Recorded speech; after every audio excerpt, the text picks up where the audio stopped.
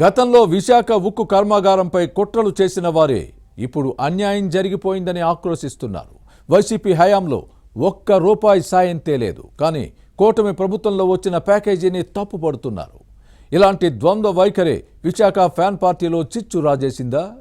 Steel plant ప్యాకేజీపై అనుకూల వ్యతిరేక వర్గాలుగా విడిపోయిందా? దీనిపై గతంలో విమర్శించిన నేతలు ఈ మధ్య సైలెంట్ అవ్వడానికి కారణమేంటి?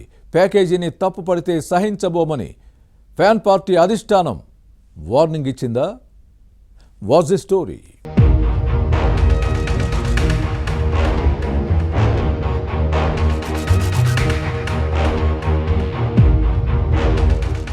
విశాఖ స్టీల్ ప్లాంట్ ను ఆర్థిక కష్టాల నుంచి గట్టెక్కించేందుకు కూటమి ప్రభుత్వం ప్రయత్నిస్తుంటే దీన్ని ఎలా చెడగొట్టాలని వైసీపీ చూస్తోంది.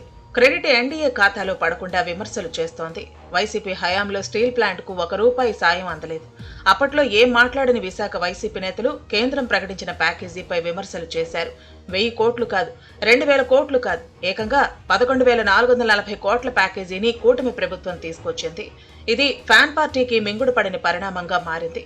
ఓవైపు ప్యాకేజీని స్వాగతిస్తూనే మరోవైపు దీనిలో ఏముందని సన్నాయి నొక్కులు నొక్కుతోంది. ప్రతిపక్షం వ్యవహారం చూస్తుంటే నోటితో పలకరించి నొసటితో వెక్కిరించినట్టు ఉందనే కామెంట్స్ వస్తున్నాయి.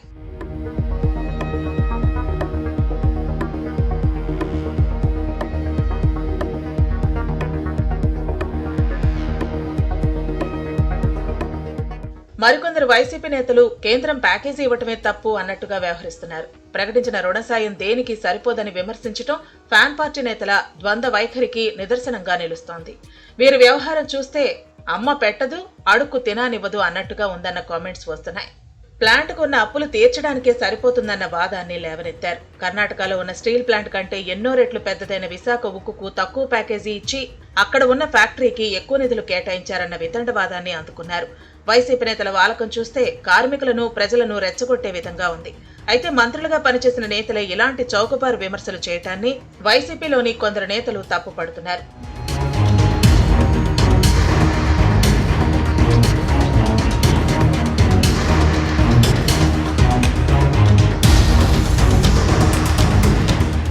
అయితే విశాఖ వైసీపీలో మరో వర్గం మాత్రం స్టీల్ ప్లాంట్ ప్యాకేజీపై హర్షం ప్రకటించింది.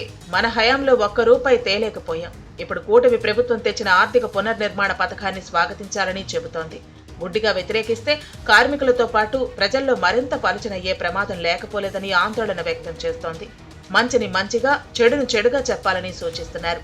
అంతేకాని ప్రతి దాన్ని వ్యతిరేకిస్తే అసలుకే మోసం వస్తుందని తమ సన్నిహితుల దగ్గర ప్రస్తావిస్తున్నారు. అలాంటి నేతలతోనే గత ఎన్నికల్లో 11 సీట్లకే పరిమితమైన విషయాన్ని గుర్తు చేస్తున్నారు.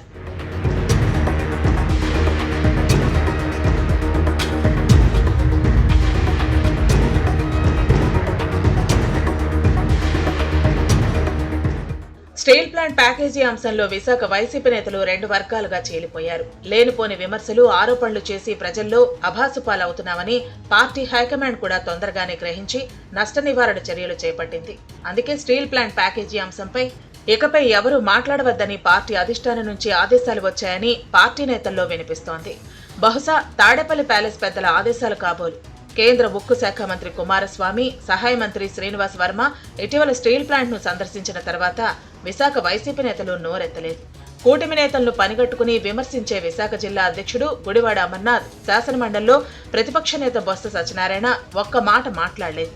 హైకమాండ్ ఆదేశాలు బాగా పనిచేస్తున్నాయని విశాఖ వైసీపీలో టాక్ నడుస్తోంది.